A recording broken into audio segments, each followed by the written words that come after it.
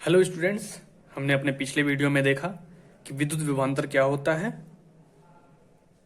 हमने देखा था कि दो बिंदुओं के बीच में जो विभव में अंतर होता है उसी को विभव विभवांतर कहते हैं। यानी कि किसी चार्ज को एक बिंदु से दूसरे बिंदु तक ले जाने में जो कार्य करना पड़ता है उसी को हम लोग क्या कहते हैं, वैद्युत विभवांतर कहते हैं। आज हम लोग विद्युत धारा और परिपथ के बारे में चर्चा करेंगे। ये हमारा लेक्चर नंबर 5 है। तो विद्युत धारा को समझने से पहले हमको विद्युत परिपथ समझना पड़ेगा। क्यों? क्योंकि विद्युत धारा जो होती है तभी प्रवाह करेगी जब हमारा एक क्लोज यानी कि विद्युत परिपथ बंद होगा। तो ये हमारा डायग्राम है, ये हमारा विद्युत परिपथ को दिखा रहा है। जहाँ पे ये हमारा बल्ब है, ये क्या है, बल्ब है। ये हमारा बैटरी है। यहाँ पे ध्यान देने वाली बात है कि ये जो सिंबल है ये हमारा सिंगल सेल को यानी कि एक बैटरी को दिखा रहा है। सिंगल सेल, एक बैटरी। जबकि ये जो हमारा यहाँ पे बना हुआ है ये हमारा दो बैटरी को दिखा रहा है, यानी कई सारी बैटरी यहाँ कह सकते हैं, कई सारी बैटरियों को दिखा रहा है। अगर ऐसा बना होगा तो हम इससे सिर्फ यही समझेंगे कि यहाँ पे सिर्फ एक बैटरी है, जबकि ऐसे में हम लोग यही समझेंगे कई सारी बैटरियां हैं। यहाँ पे वैसे दो ही मतलब लिया जाएगा।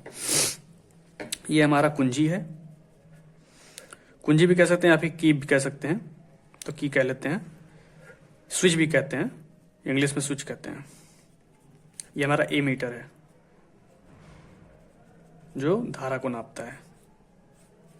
और ये हमारा करंट है, धारा, विद्युत धारा इसको बोलेंगे, विद्युत धारा। और ये हमारा चालक तार है। परिभाषा पे आते हैं। किसी विद्युत परिपथ के सतत तथा बंद पथ को विद्युत परिपथ कहते हैं। यानी कि हमारा एक करंट का यानी विद्युत धारा हमेशा चलती रहनी चाहिए और वो बंद रहनी चाहिए। तो ऐसे परिपथ को हम लोग क्या कहेंगे, विद्युत परिपथ कहेंगे। दूसरा क्या है, विद्युत परिपथ हमारा किन चीजों से मिलकर बना होता है। तो विद्युत परिपथ हमारा स्विच, सेल तथा बल्ब के बीच चालक संबंध जोड़ता है। तो विद्युत परिपथ हमारा किन चीजों से मिलकर बना होता है, बैटरी से मिलकर बना होता है, बल्ब और एक स्विच। स्विच मतलब जिससे हम बंद कर सकें और चालू कर सकें। इससे क्या होगा कि हमको जब भी अपने सुविधानुसार हमको अगर किसी चीज को चालू करना है तो चालू कर सकते हैं और अगर बंद करना है तो बंद कर सकते हैं। जैसे कि हमको घर में जैसे फैन चालू करने के लिए स्विच दिया जाता है बोर्ड पे, उसी प्रकार इसको हम लोग विद्युत परिपथ में यूज करते हैं। ये वही चीज होता है, स्विच ही होता है ये। विद्युत धारा, अब यहाँ पे जो ये करंट फ्लो कर रहा है ये है क्या, इसके बारे में यहाँ पे बात की गई है। इलेक्ट्रिक करंट, विद्युत आवेश के प्रवाह की दर को विद्युत धारा कहते हैं। यानी कि हमने जहां से शुरू किया था हम वहीं पे फिर से आ रहे हैं आवेश के बारे में। तो बैटरी में हमारा पॉजिटिव चार्ज होता है और निगेटिव चार्ज होता है। निगेटिव चार्ज हमेशा ट्रेवल करता है पॉजिटिव की डायरेक्शन में, इसकी वजह से हमारा करंट फ्लो करता है। तो विद्युत आवेश के प्रवाह की दर को विद्युत धारा कहते हैं। यानी कि जो हमारा इलेक्ट्रॉन का फ्लो है वो जितना तेजी से हमारा फ्लो करेगा वही हमारा क्या होगा, करंट कहलाएगा, आई। उसमें समय कम लगना चाहिए। तो विद्युत आवेश के प्रवाह की दर को विद्युत धारा कहते हैं। यानी कि कितने समय में कितना चार्ज हमारा फ्लो हुआ है उसी को विद्युत धारा कहते हैं।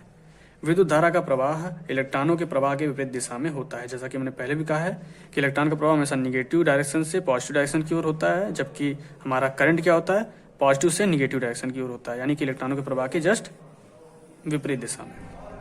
विद्युत धारा हाई वोल्टेज से लो वोल्टेज की दिशा में होता है। ये हमारा सूत्र है, I = Q/T। विद्युत धारा जो कि I है, Q मतलब आवेश प्रवाह है और T हमारा समय दिखा रहा है। विद्युत धारा का SI मात्रक एम्पियर अथवा कूलाम प्रति सेकंड होता है। तो ये ओवरऑल हमारा रहा विद्युत धारा और विद्युत परिपथ क्या होता है। ये सब हमारी बेसिक जानकारी है। इनका इस्तेमाल हम आगे बढ़ेंगे तो जो हमारे न्यूमेरिकल्स होंगे, जो मैथमेटिकल प्रॉब्लम्स होंगे उनको सॉल्व करने में ये सब हमारी मदद करेंगे। और ये बेसिक नॉलेज है तो जिससे हमें आगे चल के पढ़ने में मजा भी आएगा। जब ये बेसिक जानकारी हमारी क्लियर रहेगा तो आगे की जानकारी हमारी क्लियर होगी। तो मिलते हैं नेक्स्ट वीडियो में। Thank you for watching the video. Please subscribe and share the video. Thank you.